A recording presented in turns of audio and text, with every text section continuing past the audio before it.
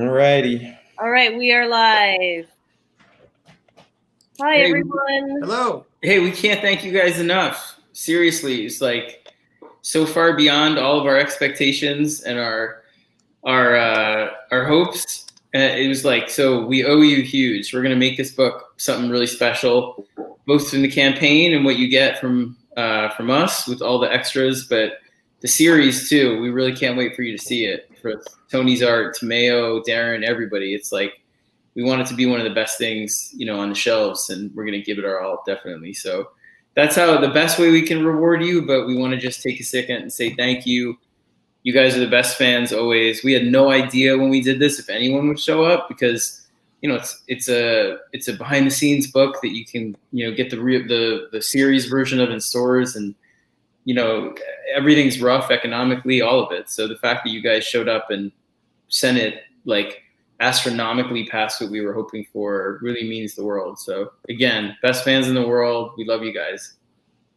Tony, Thank you guys. We got a huge cheers to everybody on the team. Camilla, especially, I want to say you ran this tight ship. Amazing. You're a rock queen. It was awesome. Really appreciate it. Absolutely. Cheers. I just have a water bottle. Well, that's What? bad. It better be full of vodka, Mr. Daniel. I already had a beer. I can't. I got to work tomorrow, so I can't be hungover. I got to watch my That intake. is true. That is But yeah, true. thank you everybody.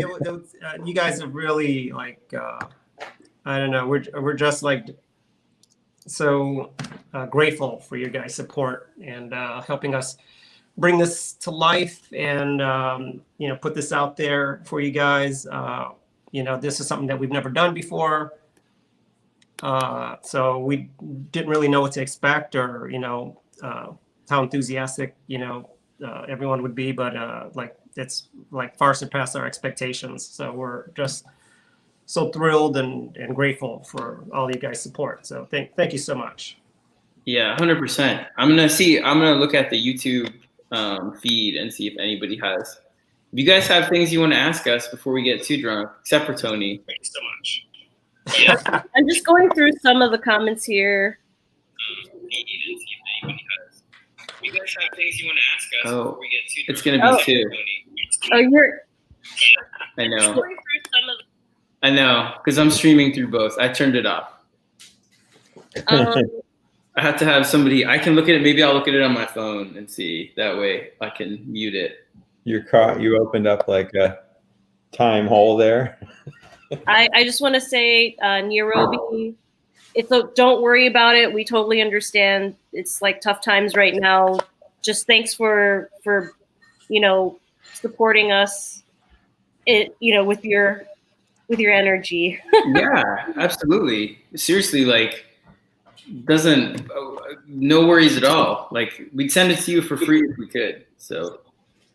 And the book comes out next year, so you can get it in your local comic book store and hopefully support them and get it's it early too. It comes out. I think we were scheduled for February, so it's we should be able to make right around that. the corner. Yeah. Yeah. So the real series will be out. What? Early 2021. So it's not too far off. How are you doing that? How are you pulling questions like that? I'm an old man. I don't understand. Because I'm the StreamYard host, I can just click on a comment on the side and then pull it up. And these are from here? People are watching These are from the from YouTube. here? They're from the stream, yeah. Wow. I'm old. I'm I very have old. the power. That's why Camilla makes a big bucks. Come on. Camilla had to teach me how to make an Instagram story. Yeah, Remember, it was the you first type week on the picture? What? The first And I'm week of I the wrote that campaign, down. right? I'm supposed to be all fucking tech savvy. You know what I mean? And all that stuff and whatever. And then I'm always completely lost. That's the thing. I'm hiding myself and David behind the banner. Yeah, completely lost. That's the thing. I'm hiding myself and David behind the banner. Oh, we're hearing double of somebody. That's the thing. I'm hiding myself and We're in triple. Oh, we're hearing double. No, what the hell? Camilla, I think we have hearing you twice. Oh, we're doing It sounds like Darth Vader. No, I think you have. That's amazing. Yeah, I heard about that quarantine anthology. It looks really cool. I think I backed it actually. So yeah, I heard about that quarantine anthology. No, what is this doing? What have you got open? Wait, is it me? Do I have? I don't think I don't have anything open. Who has a window open? No, what is this doing? What have you got open? Wait, is it me? Do I have? I don't think I don't have anything open. I want to say hello to myself in the future. I got nothing open but this window, so it's just me. Did it stop? It quieted down. Yeah, There you it go. stopped, it seems. My God. That quarantine book looks really cool. I think one of the things that was so interesting about doing a Kickstarter, honestly, was that I had backed them before, but I was like more like you show up, you back it, and then you're out. I was not like the stay in and follow the updates and find other projects so much through that. And then now it was really pushed me into that territory because so many people approached me that were on other projects or about other projects. And what it made me realize was that the spirit there at Kickstarter and that collectivism, the non-competitive feeling of support and of like everybody working together to get projects out there and make people excited about finding new comics and stuff was really honestly inspiring, as hokey as it sounds. And people kept asking me, they were like, do you feel Kickstarter is the future of comics? And I don't feel that that's the case, like where that's the distribution method or the platform that signals the future of comics. But I think what it represents in terms of its, in terms of what it embodies, and the priorities that it runs on are very much like of the moment right now in comics, where people are desperate for a connection, for a sense of getting in on the ground floor on passion projects, of reaching out and finding creators that they can feel connected to, because so much of comics has become, frighteningly unstable, and corporate comics is more corporate with, parent companies. And there's I just think we're in for a really great era of creator owned, on all fronts. There's so many good companies coming up. I just discovered a couple of them too, but what other ones that I've been aware of for a while, like Boom and Vault are doing, but also, Image obviously, but Scout, and I started reading a couple of things like that. There are a lot of really exciting and interesting developments happening, and I think this Kickstarter really opened my eyes, at least, to the kind of passion that people have for helping comics succeed, when they believe in the integrity of the project. So it was really, really cool. Yeah, a lot of folks are saying that this is like the first time they backed a Kickstarter, and now they're learning about all of these other kinds of indie titles. So it's pretty awesome. Yeah, honestly, I used to think of it as something that was like, not competitive, but it was more like, I didn't see it as a community. I saw it as like, you're doing your project and everything stays in its lane. And now I see it much more as someplace where you go and discover a whole ecosystem of work and creators and other people that are passionate about comics, fans and everything. And the work was so interestingly interactive. You know what I mean? Like it was so much like, if people respond to something that we offer, then we offer more of that, to make them happy. If they're not really into something, then we change it. It was very reactive and excitingly immediate that way, and kind of like really getting to converse with fans, whether it was through those, live Q&A stuff or just that, like being aware through the comments of what they're up for, and then trying to adapt the campaign to make them happy. I don't know. It was very invigorating in a lot of ways and energizing, as exhausting as it was to sign 5,000 books, right, Tony, too? And you did remarks too and everything. Yeah, I'm still doing that, but I'll be done over the weekend. Oh my God. I was like, at one point, like I lost, because also like your signature starts to devolve, you know what I mean? And you have to like shake it off, where you're like, it's like in the old days where you just like make your X, you know what I mean? And your mark, where you just like start to get like really worn down. Yeah, I need a simpler signature because mine takes a little bit of time, and I need like a scribble, some kind of, but it's too late for me now. I'm locked into my signature. But yeah, the markers start to go dry, like, you're signing, but your marker is drying out too. Mm-hmm.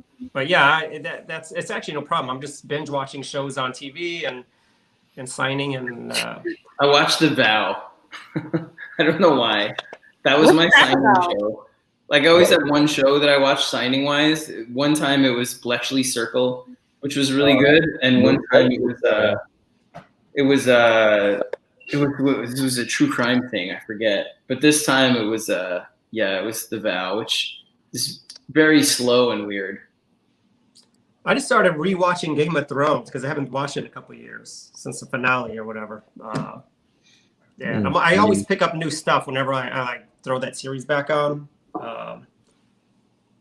But I forgot how much I loved it. It's such a good show. We're down to 1 minute left, guys. That's awesome. Oh. Well, I'm gonna keep drinking for a little bit and having answering questions into the night, because as long as the baby has not woken up, I have not had a drink either in quite a while, and I feel like I have like a Robin King thing to sort of look over tomorrow, and I have like the polish on the script for this and to go in the book, and otherwise I'm like, I have less pressure. Wait, so that said, how is this different than other horror comics that I've done? So I'll just answer that. It's Witches was like very emotional, creeping, dread horror, and American Vampire is like soap opera, horror, if horror at all. This is really like that high octane 28 Days Later, you can't catch your breath horror, where like if you pull over your truck over the side of the road, y'all get eaten.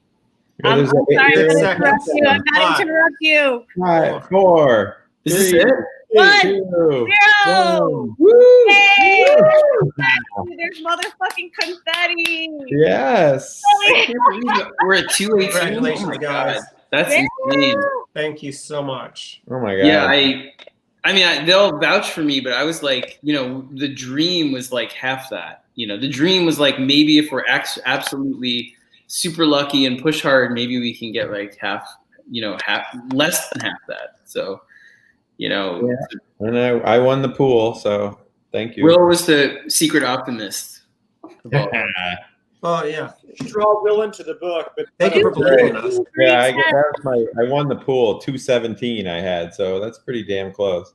Yeah, you should get drawn into the book and killed in some kind of gruesome way. Well, something gruesome. If the book doesn't kill me first, it'll be fine. Really? No, Will is the editor of Nocterra. And David down on the bottom is the publicist. He's been killing it, sharing all the stories with like New York Times, Hollywood Reporter, IGN. He's the guy if you wanna hire him. Yeah, if you want to blow up and look better than you are, David's the man. Everybody, great job, really, truly phenomenal teamwork from everybody. The level of engagement you guys had with fans that Camilla set up was amazing, truly. Oh, well, let me also, I want to say, like, one of the fun things about the campaign too for us is that a lot of it is like full circle. Like Will is the guy who okayed American Vampire at Vertigo when I first started. David was the person who was the publicist at Kill Will Volume 1, totally. David was the publicist at DC when I started, and I was terrified when I got put on Black Mirror. And he and I remember vividly walking around Brooklyn with you, David, when I was like so scared about being the new guy who only had a few issues under his belt and being an imposter on Batman, where I was like, Batman was the character I wanted to do when I had like 10 years under my belt and I knew how to write, and then I got put on him early, which was a huge break.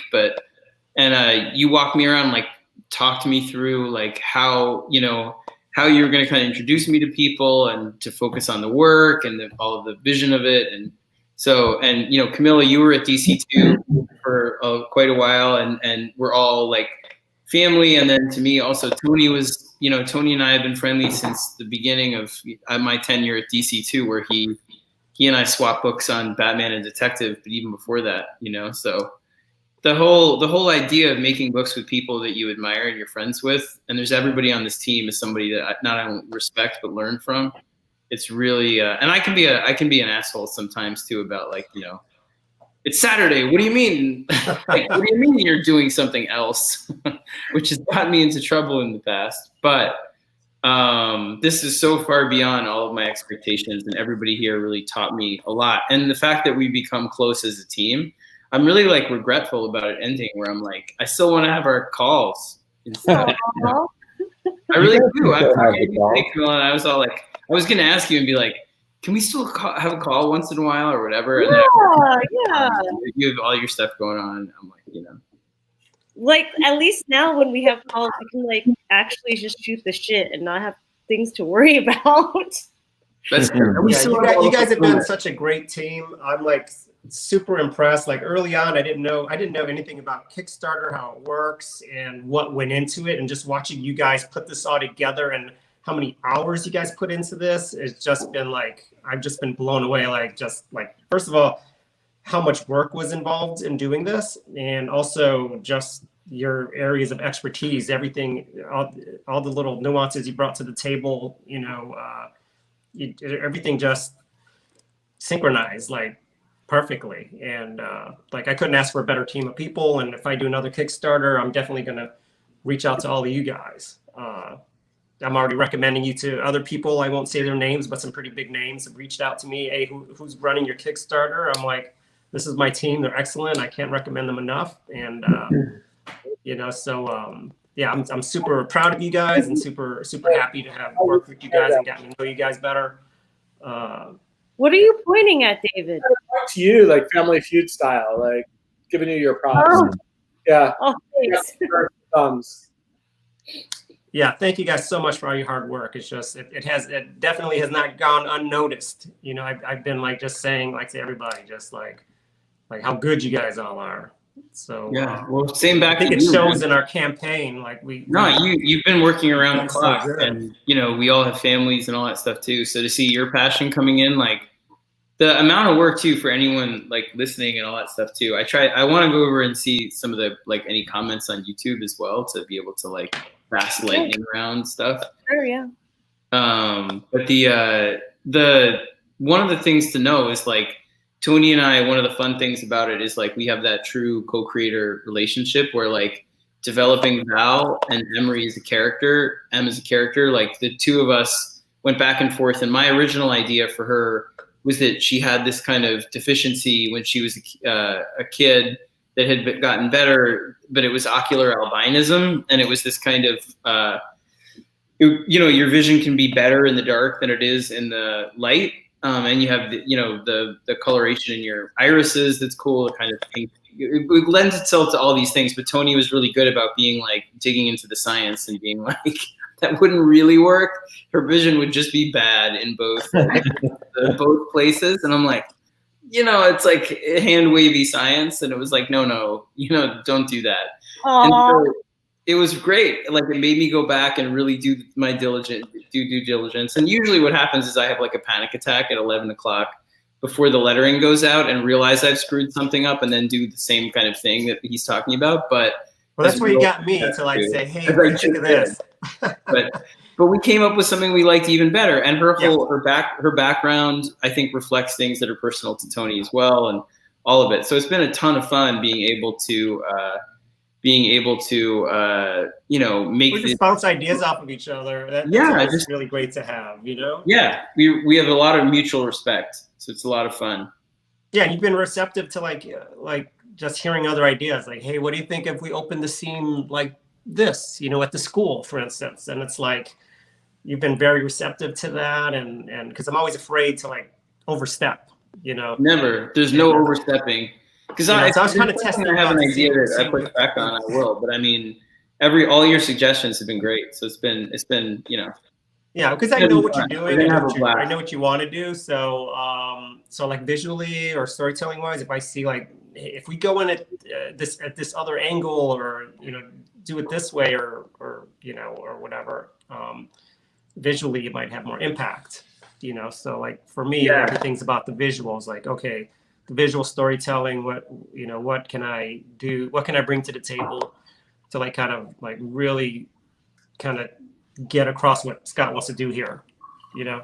Yeah, completely. So Ryan is asking, Scott and Tony, do you guys have an early goal of how many issues you'd like to do for this run? I mean, I have 3 arcs at least that kind of get you to like the driving engine of the series is the mystery of what caused the darkness, and is there any way to alleviate it.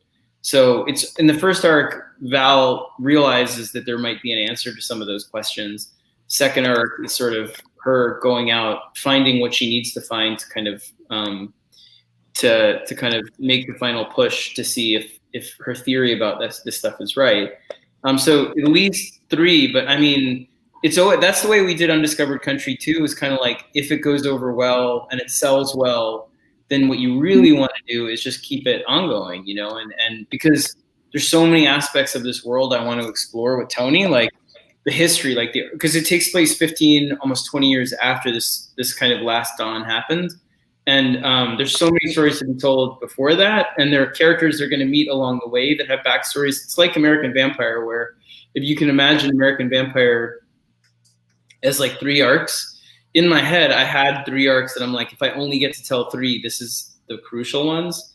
But, you know, it's like that, like it has a much bigger life. So if you guys support it and you show up half the way you did for Kickstarter and at Image, you know, and you make it a big series, I'll continue it with Tony as co-creators as long as we can. And that might mean, you know, like if he wants to draw something else, or I want to write something, maybe we'll swap, you know, or he'll write something. And there are all kinds of ways of doing it. But in terms of the 2 of us being invested in the series and co-creators all the way through, we want to do something that really carries you away, the way we are on Undiscovered Country, which we'll also edit to, you know, and American Vampire. Comics in a nutshell. The excerpts is a typo. He meant etc. So, what made you all want to start drawing, writing, etc. comics? Well, for me, you know, I started out just drawing, you know, as a very young child, and I loved the medium. I loved comics. I was able to, you know, draw a little bit, and I just had a passion for it. You know, and you know, my goal was always, you know, to not just break into the industry, but to like be one of the best in the industry. That's kind of like my outset when I was 13 years old. You know, I always kind of had that mentality, like, and I still do. I want to still be one of the best in the business.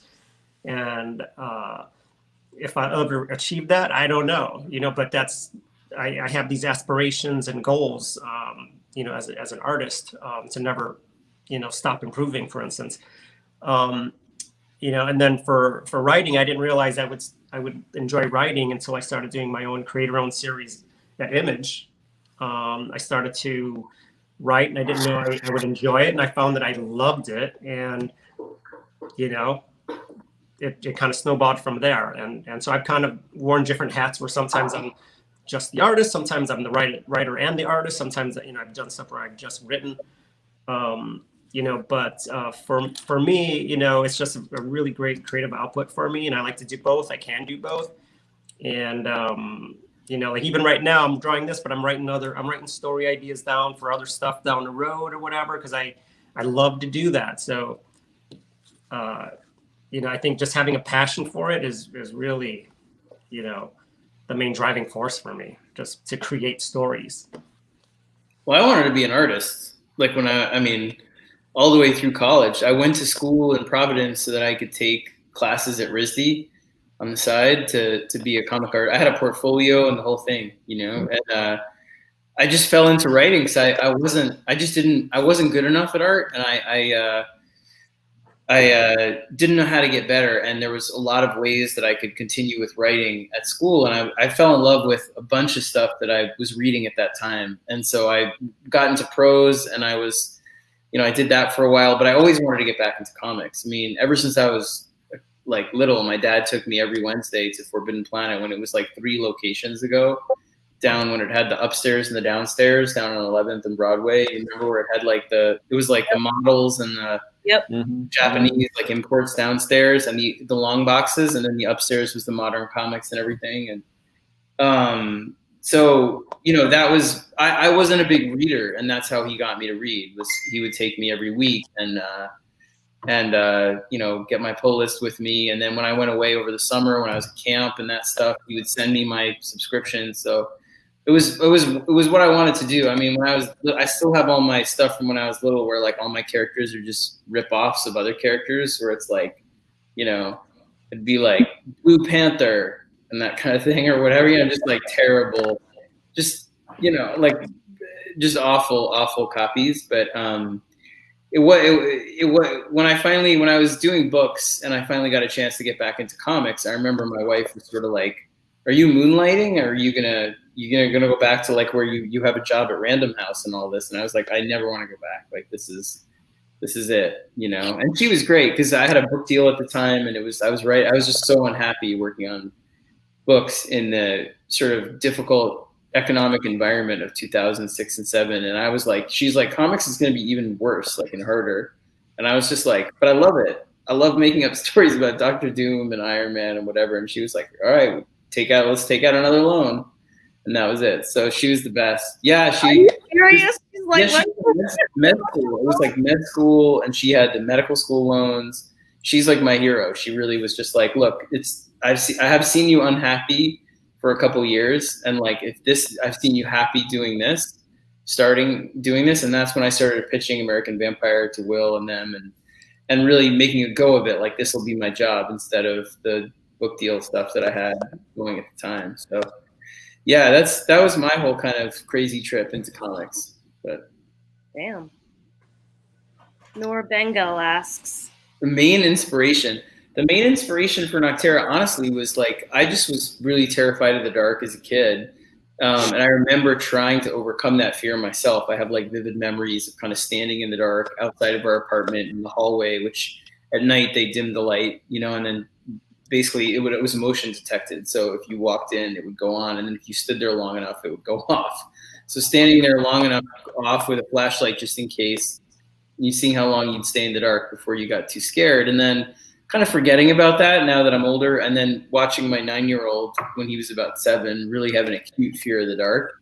And the things he said about it, where he was like, "Well, what if this is out there? Or what if you just can't see, but there's things in the trees? What if things change at night?" And that whole fear of like the unknown, and it made me realize, why not do the simplest horror story ever? Like, what if night falls on the earth and never leaves? And the night is just as scary as kids think it is, where it changes you into a monster. And I was like, that's it. Sometimes it's that simple. And it was like, let's do a high octane version of that. Make it, road trucking on the roads and all that kind of stuff. And ultimately, the reason that I feel good about doing it now, because I always try and unpack it and figure out why do this book now, or why it resonates right now for me personally, is that it's literally a book about a darkness that drives people apart from one another, where they're living in these kind of remote and desperate outposts. And if you stray from those packs and go out all by yourself, you wind up and get lost in the darkness. You turn into a monster. And so the idea is people have to find each other through this massive dark that's transformative and evil. And if they can get enough people together, is kind of one of the engines of the story. If they can get enough people together, find enough people that want to stop this, they can. So it's almost like it feels of the moment, because I feel there's so many different forces right now shoving us apart and making us feel like, you stay apart from each other and isolated long enough in darkness, you become something, that can be pretty scary without any kind of contact with people outside of yourself. Brandon the Mandan asks, what's something fans would be surprised to learn about the process of writing or drawing comics? What do you think, Tony? Anything? What's something fans would find surprised about the process? That there's a lot of trial and error involved. I think I do a lot of erasing, and I do a lot of layouts, and I start a lot of starts and stops and start over agains, and I do that. I do that because I'm really hard on myself. But same thing with writing. Scott has his own method. But when I'm writing, for instance, I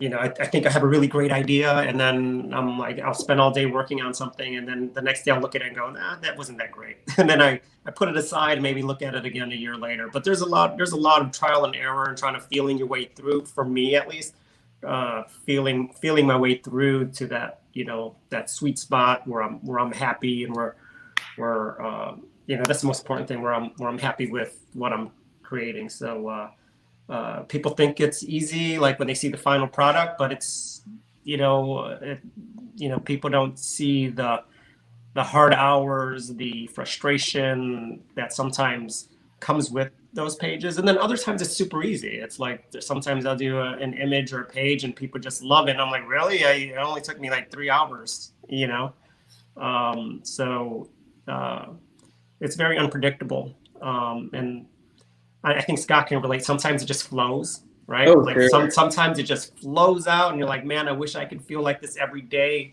But and you just, when you're feeling like everything's coming easy, you just want to get as much done that day as you can, because tomorrow. I know. It's And gonna that's always suck. when your kids like take it. It's going to catch up to you, Anyways, that's what I think people would find surprising who don't see the behind the scenes part of it. Yeah, I'm trying to think, like, I always hate portrayals of writers in TV and movies, you know what I mean? Where they're like, it always drives me up the wall. Meanwhile, my wife will like watch ER and all that joyfully and all of that. And I'm like, she's a doctor. I'm like, how do you watch these twisted portrayals of what you do? And she's like, I don't care. It's fun. It's good drama. And I can't stomach it when I'm like, there's a writer and they're like, they have inspiration and then they sit down and I'm like, that's not how it works. You just sit there. Like you sit there all day and it sucks. And like, that's it. Like, writing doesn't suck. It sucks that, you have to get over the fear of writing something shitty. That's like writer's block. To be like, today I'm going to have a shitty day. I don't feel like it. And I'm just going to write anyway. And that's the key. They're not like 100,000 or million amazing novels under beds out there that didn't get published. They're just unfinished. And sometimes they're finished in their first draft, but they're not finished in their second and third and fourth draft. And that, to me, the idea that, writing is something that's prosaic or just utilitarian is like scary to people, where it's like, oh, it's supposed to be art. And it is. Like when you're in the flow and you're connecting with your own fears and hopes and you're putting something passionate out there that you believe in, like it is a magical feeling. But when the actual work of it, like getting to that place, it's like, when you go for a run or something like that and you're like, I do not feel like doing this today. It fucking sucks to run. But then you hit that part where you're like, oh, actually this is great right now. I'm so like high on these endorphins like that.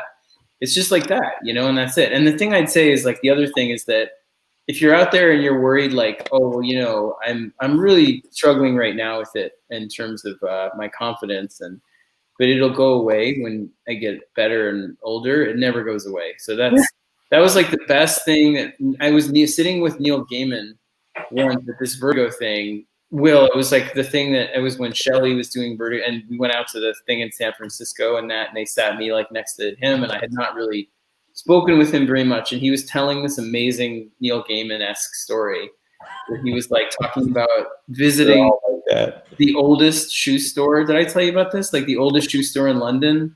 And he was like, beneath the shoe store, they have this catacombs of feet of the dead where they make molds out of plaster called lasts. And the lasts are the feet of the dead, of all the people they made shoes for. And it goes all the way back to like the Queen and Frank Sinatra and all this stuff. And so he was like, and they took me down there into the catacombs of the lasts of the dead.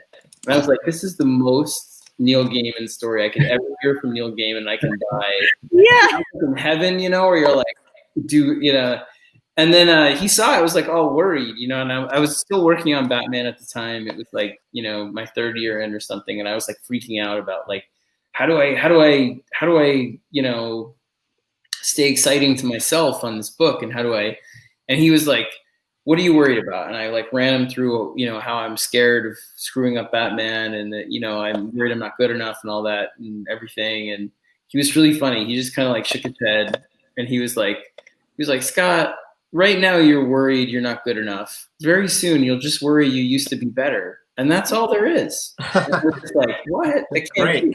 but it was like so refreshing almost to hear that that's how it is. It was almost inspiring because it made me feel like I was like, you know what, if he feels that way and like all these great writers feel that way, then you're in good company feeling like shit when you're writing. So it made me feel good. In good company, feeling like shit. That's the hashtag of 2020. Right? I'm gonna kickstart a bumper sticker next campaign. Devin Perfect asks, are you always thinking about new ideas, stories, or do they just hit you, wake up with them? I don't know about you, Tony. I like something. Something will stay with me. Like with this, it was like a kid worried about the dark, and then it's something emotional or something kind of like that like for American Vampire, it was seeing this little statue when I was going to buy my buddy a present, and he's like a big geek like us, and I was in a model store down in the West Village, and they had a model of a Confederate soldier that was like a zombie, and I remember just being like, oh man, that's like two things that just don't go together, and it stuck with me. And the same thing here, where I was like, my kid, he's upset about this, and it rings a bell with me being upset about it, and it'll be like an emotional kind of thing where for me at least, it's like, why is this staying with me? Like, why am I thinking about this the next day? Or why am I bothered by this? And then you unpack it. Like everybody has a different method. So, like my good friend, one of my closest friends, like he's a writer who, if he knows the ending of the story he's working on, he can't do it because it's boring to him. And me, I have the exact opposite process. So there's nothing, do it however works for you is the key. But, for me, it's like usually something like that, like something will hit me or catch my eye and it'll stay with me and it'll bother me in some way or get under my skin. And I'll wind up sort of unpacking it. Like, why is that? What is it? Nerve is that hitting? And then when I realize what it is, then I'll build a story around it. So it'll be like the Confederate soldier zombie was like, I always think of American history as kind of sacred, and not I've never seen American history infused, this is 10 years ago, with vampires and monsters and whatever. And I was like, well, why am I bothered by that? Well, why don't I explore that? What if there's a secret history that has to do with what makes us monstrous and heroic? So it's like that. It's like unpacking it, Nocterra. Well, why is the dark scary? Because we don't know what it is. Well, what if you create a story where a darkness falls on the earth and is super terrifying, but nobody knows what it is? Is it supernatural? Is it a biblical plague? Is it cosmic? So that's my method. I want to just I want to pause just a second. Do folks feel tired if folks need to jump off? Yeah, we can. I'm totally like just taking advantage of the fact that, I've not had a drink in a while and I'm up late, maybe sleeping, and I suddenly feel social where I'm like, you never see anyone but like a 1-year-old. And you're like, he has 3 words. He says duck, dog, and ball. Today he said more, which was nice, but he still doesn't say dada or mama. Just annoying. But Tony, so if I can chime in with Devin's question, like for me, I think my best ideas come like spontaneously, or I might be inspired by something and say, well, what if it wasn't that way, but this way? And then, you let your imagination just kind of go with whatever idea that is. What I do is I have a folder full of story ideas that I think, hey, wouldn't it be cool if this person found himself in this situation and I don't know where I'm going with it, but I'm like, I need to write that down and save it for a rainy day, so I have a whole folder full of cool ideas. And, if I have one idea in particular that I keep going back to, and it's been a couple years and I keep going back to the same idea because I don't know exactly what I want to do with it. But something like that, and recently I kind of figured out what I want to do with it. So I know I have something when I can't let it go, then I know that there's something there that I should explore more. But yeah, usually like Like I can't sit in front of a computer and come up with a story, just out of the blue. I have to like be inspired by something or get an idea from somewhere and turn it into, well, wouldn't it be cool if it was this way instead of that way? That's kind of like how my ideas work. Do you want to go through some more questions, or do you want to like wrap up? It's up to you. I mean, like, I got to put my daughter to bed in like a minute. Okay. I hear her wander. I thought she was already sleeping, but I hear her wandering around. David, Will, how about you guys? Yeah, I mean, I can hop off. We should give a big shout out to all the people that helped us along the way, like with the prints and everything. Yes, Do that. I want to make sure we give them their due. Although, if you ask me right now what their names were, I don't know if I could tell you. I'll do. No, Jock, Francis Manipul. Yeah. The artist, of course. Yes, Jorge Jimenez and Boss Logic, who really not only did one but animated it and was incredible. Like really supported us, who we love. Those 4 prints, and then Ariella Cristantina also, who contributed to print. That everyone's getting free, and is the artist I'm going to be working with on another book for Best Jacket, and is fantastic as well. And also, like, a huge thank you to Molly. How do you pronounce her last name? Grund. Yeah. Molly Grund. Molly Grund. That's what I thought. Yeah. So I didn't want to say it wrong. But who did our design on the book, our logo, all of that stuff? Emma. Also, Emma, does she go by Emma Spurrier now? But Emma Price. What? Emma Price? Emma Price, who's incredible as well, and helped us with logo design for Best Jacket, and is helping us with book design. And Darren Bennett, who's going to letter the book, and Tomeo Mori, who is not only like an incredible superstar colorist who's working on Batman and all these top books, but has been amazing about really being part of our team, and who's going to be doing the series with us, and who's just, I can't say enough good things about. So, and Tony, he's friends with Tony. Tony's the one that convinced him to do it. I owe you, Tony, with that one too. Oh, well, yeah, it was a no-brainer. Yeah, I brought up the idea of doing something creator-owned. This is before you and I talked, and he was like, "Hey, if you want to do it, I'm your guy." And I'm like, "Oh." So when you and I started talking, I said, "Hey, I have a secret weapon." It was awesome. Because I knew Tomeo was already like, "Yeah, hey, I'll do it with you," even not knowing, just knowing that I wanted to do something creator-owned.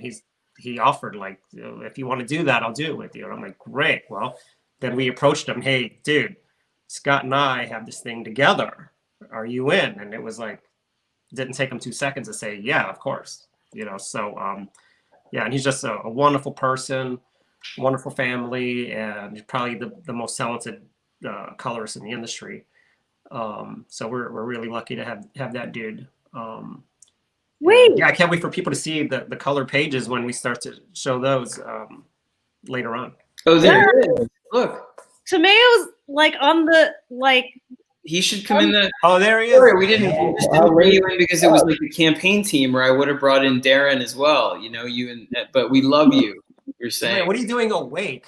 What time is it over there? He's coloring pages, I hope. He's coloring some pages. The stuff that he's been doing on Batman too has been out of control. I just love what he does. So before we sign off, I don't know if Gabs is still on, but this is usually when you go a live stream with YouTube, they record this, so it'll be up for posterity. But sure. I think this is a question that a lot of folks have, so I wanted to cap this whole experience with this last question. Well, maybe I could start from my experience.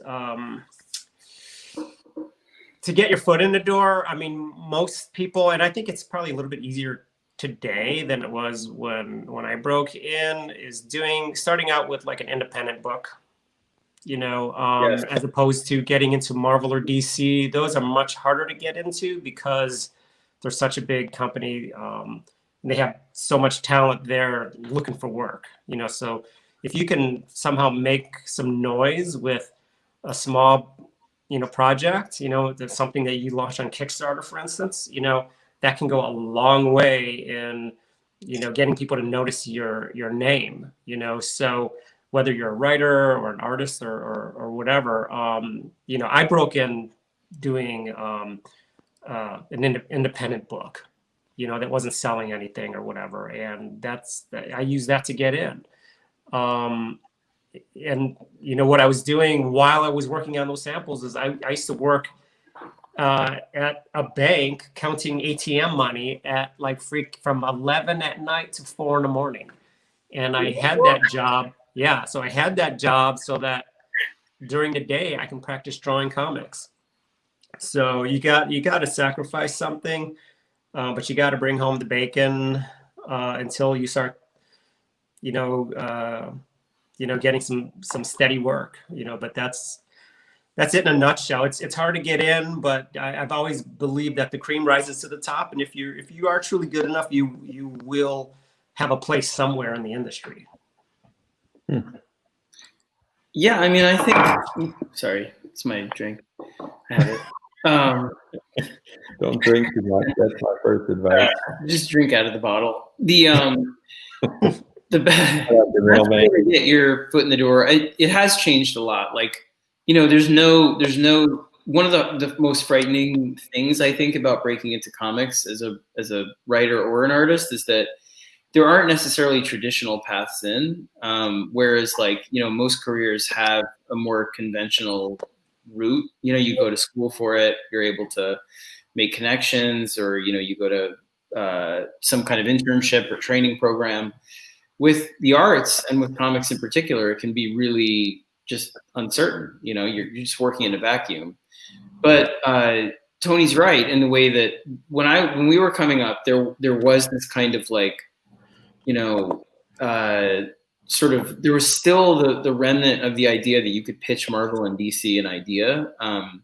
That's not how it worked for me. Like I said, I got in through books and then was able to pitch. But there was still kind of the notion that, if you had something under your belt, you could pitch. But now I would say pitching Marvel and DC, especially stories, about their characters, is like going to a professional sports team and being like, I have a play that I think would really work for you, but I have to be point guard or I have to be quarterback. And they're like, let me take that play and just, you can wait outside, and that. So there's no access through kind of pitching a great Batman idea, because there's no guarantee, or there's not even a reason for them to let you write it. There's no reason for them to believe you're capable of pulling it off. It's like everybody can armchair quarterback. So what you need to do is show them that you're capable of starting and finishing something really good. And that really does mean in this time, because they know how much easier it is to make a comic in some way, digitally, self-publish through a tiny publisher, there's so many more channels by which you can start and finish a comic, even though it's really hard. They want to see what you're capable of doing yourself. Your resume is the stuff that you make that isn't with their characters.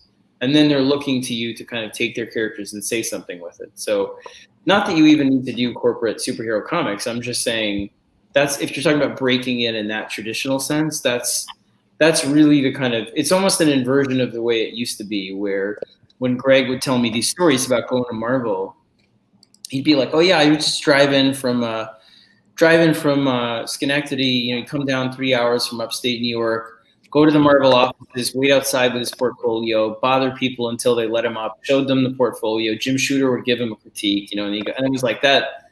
That's like not only like pre 9/11, but pre that. There's no access now to that. Those days are gone. Those days are gone. So, where I'm like, the idea of that kind of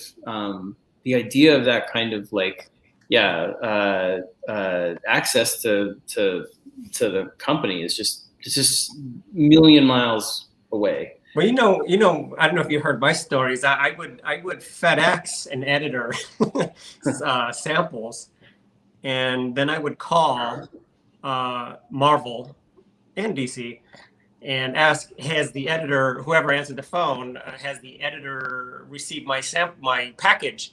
And oh no, he hasn't, but it's right here, and I'll put it on the top of the stack. That's what they would say to me. Oh, thank you.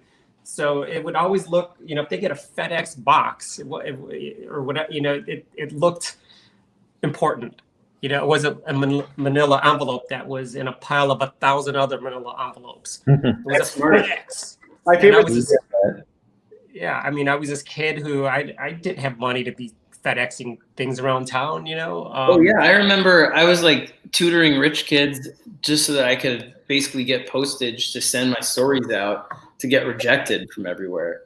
And then I got their attention though. I got their attention, and they would get on the phone with me. And Fabian Nicieza was like, he was an editor, but he was also writing, and he edited like 7 books. I'm like, well, that's the guy I'm going to target because he edits freaking 7 books. And they happen to be X books or whatever, and I'm like, that's my target. And he started responding to me. Well, the two things are like, those days are definitely gone. And yeah, the inversion of the whole system right now, I think, is what's partly exciting, where in the old days, like, you broke in at Marvel and DC, and then if you did well enough, then you could kind of do your own indie comic and see how it went.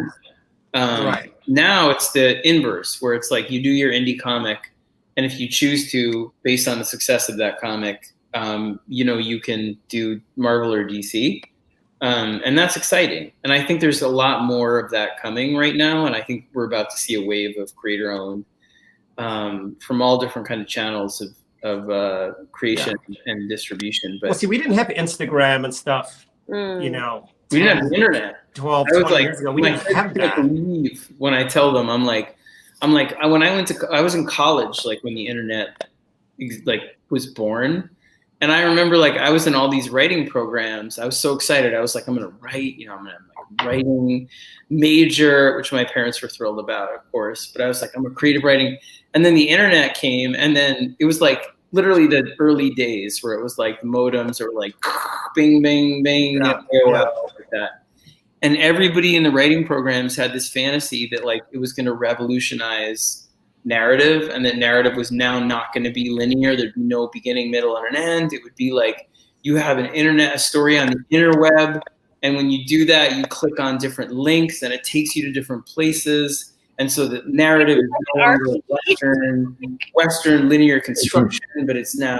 And I was like, so you go to like a reading, and it would be like a screen, and it would be somebody who created like a story where it was like, and then they walk down the click on street, or and past the store, click on store, and they'd be like, watch this, and you click on it, and it would make a bing, and a store of like the sound of a door opening, and they thought that was amazing, like when you go into was amazing. What?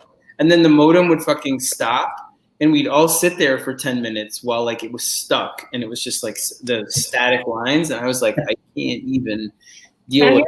So I would tell my kids, like, the internet has always existed since the caveman days. You know what I mean? And you're wow, like, that's insane. And you would just have to sit there and being like, yes, this is revolutionary. This is right. Like two times winter. That was the future. They even had a name for it, hypertext. That's what it's called. It was like, they were so excited about it, and it was so miserable. Like, it was like, you can't tell linear stories anymore. The future is, clicking on different things. I'm like, you're talking about choose your own adventures. Like, I love them, but like, if that's no, those are the endings. This is circular. I also I want to do one last question, and it's for Tony. But before I do, I just want to say to Gabs, hit me up on Twitter or something, because I have a lot to say on your question as a dual writer, also freelancer, also like have had the 9-to-5 while juggling writing. Also, feel free to chime in. I see. It doesn't have to be you. You're more than welcome to like, I just don't want to take away the time, because like you guys, I'm sure you're tired, so I don't want to like. It just. Yeah, I mean, I would just say too that like this idea of like the door doesn't really exist, Like, I have been the door for 20 years, and like I'm on my way out in a lot of ways. You know what I mean? So it's like you could put a comic up tomorrow on the internet, and you're in the door, right? So I think it's like you got to stop thinking about it in those terms. when you look at where these companies are at and what they're doing creatively and how they're managing talent and managing their properties, these big companies particularly, like, fuck all that, you know, like you need to be doing your own thing. And then you have to get yourself to a point where they're, you know, they think that you're like the cool one at the party that they want to talk to, right? So Good advice. you have to just be doing that stuff and not worry so much. Like the gatekeepers, you know, as a gatekeeper for 20 years, I can tell you, like my job in life is completely different than it was in 2001 when I first started doing this, right? The whole industry is. So I think, you know, I understand the idea that I want to get paid and I want to work for this, or I want to write Wolverine or Batman, whatever. Like that's all aspirationally great. But if you're aspiring, like you should be aspiring to own all your own stuff and create all your own, like that should be the end goal. Like what these guys are doing, that's the end goal, right?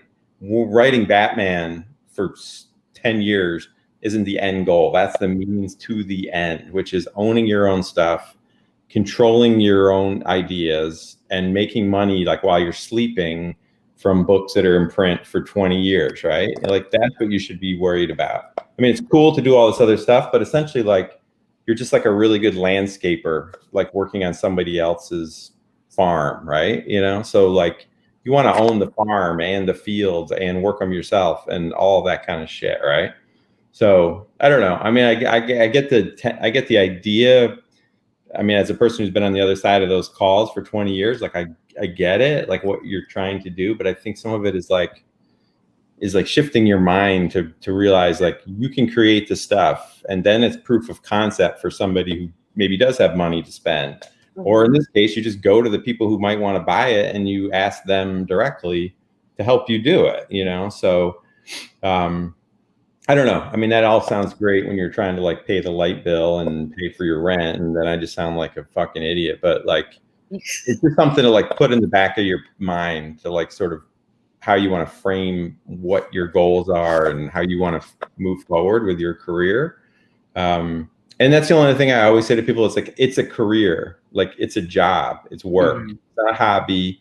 It's not just like fun. Oh, I get to do the X, Y, and Z. It's work. Like that's the secret these guys were talking about earlier. They didn't say it's quite so succinctly, but it's hard work. Like, you know, it's hours and hours and hours of looking at blank pages and blank screens and questioning everything you've done and wondering and waking up the next day and being like, that was shit. Like, oh, I got to redo it. Or that was okay, you know, and find other people around you that can help you and you know, sort of and give who will you, be honest with you too. That's really you know, cool. yeah, who will be honest with you. But really like, it's work, like, and you got to approach it like that. You know, you have to think of it in those terms, and I think then you'll find ways to be successful at it. So anyway, sorry, maybe it's late. I get really like, no, and I couldn't agree more with that, honestly. But, I think. Oh, sorry, David wanted to say. Well, before we move on to the last question, I just wanted to bring it full circle because I love everything that Will just said, and the question sort of started with that idea of how do you break in. And one of the things, and my favorite story I ever heard about like a major creator breaking in is that Camilla's old boss, like the legendary Mark Chiarello, was standing in a doorway, leaning on a bunch of like unsolicited samples that had come into the DC Comics offices, and they spilled out into the hallway. And the one that he picked up was Darwin Cook's, right? And so it's this arbitrary moment where fucking genius's artwork gets picked up. And that happened because Darwin was super talented and super tenacious, but it was also arbitrary. And to me, the thing that is so fucking exciting about Kickstarter and this moment now is it revolutionizes. You don't have to wait for the gatekeeper. Like Chiarello was fucking great. Like when Will was at Vertigo, he was one of the great editors, right? But right now, you don't have to wait for their approval to go and make your art. You can go and you can set a goal that you can set out. So on day one, you're not going to do a $200,000 Kickstarter campaign. That it takes the work of a full team, and it was like a full-time gig for all of us, right? On day one, well, it's 10 years of both of more for Tony too, but 10 years of like work in the industry too. but on day one, you can set out a goal that you can achieve to go and get your comic out there without having to wait for the approval of others, and then you own it. Like 100% to what Will said before we move to the last question. I do want to chime in that I have been saying this shit since I started at Kickstarter 2 years ago. Like, and I mean, I obviously don't have as big of a platform as like Scott or Tony, but like, it's just like funny because like I'm hearing, I feel like I'm like listening to the like my own brain almost as you guys say this, because it's true. Like, I mean, maybe I had a few bad experiences at Marvel and DC. It's fine. I like learned a lot, you know, and I mean, do I buy Marvel and DC comics? Not anymore. But and that's not to hate. I'm not trying to hate on like Batman because I still love Batman. But like, I'm talking about ivory towers, and ivory towers are full of horse shit. And you know, you just need to like ignore them because they're like, this is just my opinion. I'm not like trying to like poo on Marvel or DC. I just mean that like people have always looked to them as this, you know, that's the epitome of success, right?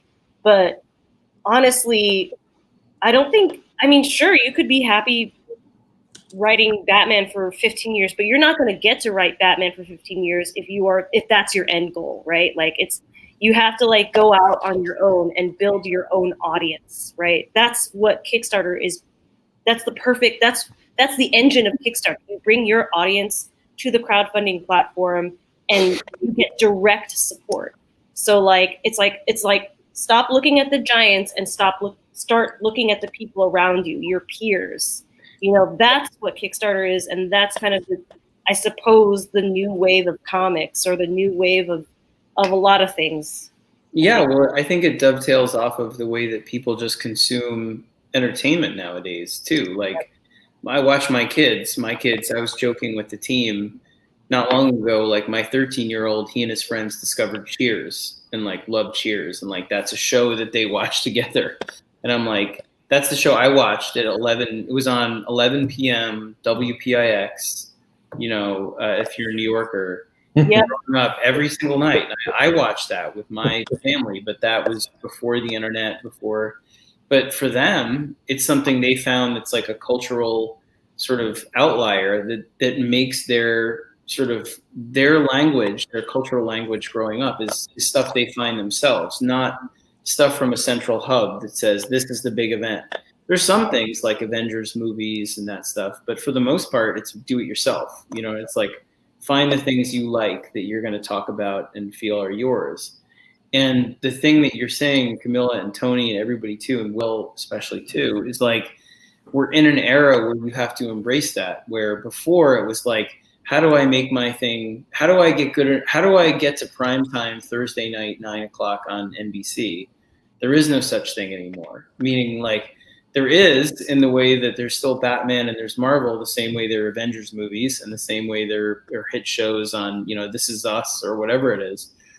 But there are also there's the whole streaming landscape, and there's, you know, those things are really plucked from, you know, shows and projects that people make themselves, a lot of them, and then are swept up or purchased by those. So, you know, right now, for example, doing from a completely kind of business standpoint or mercenary kind of pragmatic angle, doing your own stuff, there's never been a better time because all of these different platforms, whether it's like YouTube to Amazon to Hulu to Sci-Fi, to every channel, every app wants original content that they can create a show around or some kind of, you know, film or something around. And so they snap up intellectual property right and left. And so it really is something where it's not like an inspirational speech, which it should be, because it is like something inspirational and aspirational to say, I'm going to make my own stuff and not worry about Marvel and DC. And that's how that's how I came in. Will attest. Like, I always thought I was going to be doing indie stuff. I did Batman because that was my favorite character, and when it was offered, I was like, yes. But the idea of an industry now that's been flipped, where there's such a demand for original content, you know, in TV and film and all kinds of stuff, you know, streaming and all of it, makes it so that there is no gate anymore. There's no Thursday night at 9 p.m. You make your stuff, and there is a tremendous demand. Because even if you think of the simplest thing, like the fact that there isn't a 9 p.m. NBC Thursday night thing, like before, a lot of content could be shit, right, on television, because some of it was just daytime programming, some of it was like game shows, because the real prime time was when everybody was home and watching, right? But now with streaming, everybody is home and watching all the time, meaning like everything has to be pretty good. And that creates a massive demand for all the time slots when there were time slots that didn't need to be good, because it was just kind of like, you know, soap opera or whatever. And now it needs to be like, everything needs to be the thing people are talking about. So the vacuum there is tremendous. And it means that the old gates are just kind of there, but they really aren't the ways in. The way in is to do your stuff, be proud of it, make it something you're passionate about, finish it, get it out in the world, and then assume that it'll have a life that way. And then if you choose and you want to do, you know, corporate comics as well, I can't say enough good things about getting to work on a character you love, like Batman or Wonder Woman or Superman. But ultimately the way in is, you know, by following a true compass to make your own stuff. And it's like practical from a business standpoint right now. Totally. James, there's like a question about. I gotta jump off. this was the perfect I question. feel bad. It's been sitting there forever, and it's like a really nice question, just about like being ripped apart in the comic. Let me finish. Do this one, and then I gotta run. Okay. Okay, and then we go. I'm a red shirt. What made you think? Well, you know what made me think of it is I was taking a bike ride, and I just had this idea, and I called Scott and was like, "Hey, what do you think of this?" And he thought it was a good idea. I mean, just kind of like, you know, like I said, sometimes ideas just kind of like come to you out of nowhere, and I don't know what I was thinking, what I was thinking is, why didn't I think of this sooner? You know, because it was such a cool idea. You know, like, what if they get a speaking role and they get killed? You know, and you know, but they also get to keep the page. I thought that would be really fun for somebody, that somebody would really like, you know, that opportunity. And since we own the book and this is ours, we can do that. Like, we can't do that, you know, in Batman or whatever. I mean, you know, we're not supposed to do that. I've done it before, but you're not supposed to. So that's kind of how that idea came about what you're saying too. When you're, sorry, I didn't mean to interrupt you. No, I was done. But it was just a fun, cool idea, and it seemed really simple. And you know, only a few people are going to get a chance to have that happen. So, but thank you so much. Thanks. Yeah, what I loved about the idea, and yeah, and so you say you are Gothic. That's going to be even more fun. So give me something to work with, you know. Yeah, we're excited. But Tony, candles, the lights. I gotta run. We should all sign off. You know, It's getting late. I feel like I'm pushing my luck with this baby. I'm checking my phone, waiting for the text from my wife. That's like, he's awake. Because he wakes up around now. I go into the room and I put my hand in the crib and he holds my finger and falls asleep. It's like, I know. It's just like, if I could live when you die, I hope that like this, you know, when you're like, I hope I get to revisit moments in my life. Like, that's my hope for the afterlife, is that it's like, I have this belief that, like, you know, the Schrodinger's cat thing, like the idea that if no one is observing something or experiencing it, it exists in all throughout time. Scott's frozen himself. Oh shit! The Schrodinger's cat. I'm still here. He's opened up a wormhole. Wasn't that like the weirdest transition? Can you hear me? It's kind of like the Twilight Zone for a minute. Can you hear me okay? I can hear you, yeah. Okay. But that like that's what death is. Like when you stop existing, you kind of exist throughout, and then I'm like, this is one of the moments I would just live in. It's like he's like wah wah wah, and his like sleep sack and everything, and you come in, he grumbles, he's like rah, rah, da da, whatever, blah, blah, blah. You put your hand in the crib, grabs your finger, crawls up, falls asleep in 5 minutes, whatever. But the thing too is that going off of what the reason I love Tony's idea for the red shirt thing, and the last thing I'll say about all of this is that we really did want to make a campaign that was built around the idea of you guys being a part of stuff, whether it's like being torn apart by shades in the red shirt tier, or just getting to talk to us, in the AMAs or the live one-on-ones, or, being able to take a class with me, or, watch Tony create characters. All of it was something where we didn't want to make it feel crass and be like, here's a million different 3D covers and stuff. And not that there's anything wrong with that, but we're in a position with the book coming out at Image and all that stuff too, where we didn't want to do anything that felt like it was taking advantage or exploitative of you guys.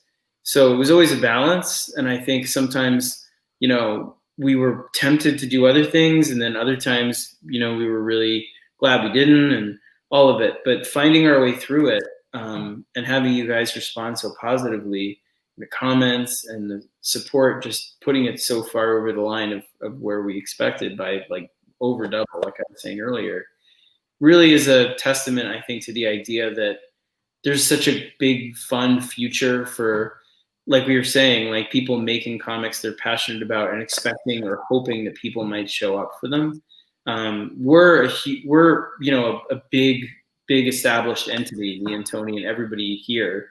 But what was exciting, honestly, during the campaign was seeing people who are starting out, from David P. Pose with the OZ, Okemos. There were a bunch of other books that I became aware of that were trying to do something similar, where it was not just the book, but it was like a book that was going to be a series, and thinking in the same terms, that make a connection with fans, say this is what I want to do, why I want to do it, and hope that they show up, and then seeing them show up and fund those books to 200%, 300%, over and over again. Watching that made me really inspired, to feel like you guys are out there and you want projects that we love and we care about. And, we tried hard to make the campaign not stray from that idea. Even though there were days where I would call Camilla and then be like, what if I say I'll give a signed Court of Owls to everybody that, you know what I mean? Like that kind of thing, or like, anyway, thank you. Well, thank you, everybody. Thanks, everybody. Tomeo says, wait, it's Tomeo. Yeah, he wanted to put his own thank you. Yeah. Sweet. I feel bad. We should have just put him in, but yeah. Why is he awake? It's like 5 in the morning there. 6 in the morning. Ameo, go to sleep. Keep working. All right. Good night, you guys. Thank you so much for everything. And thank you. Again. Thank you, everybody. We love you. Thank you.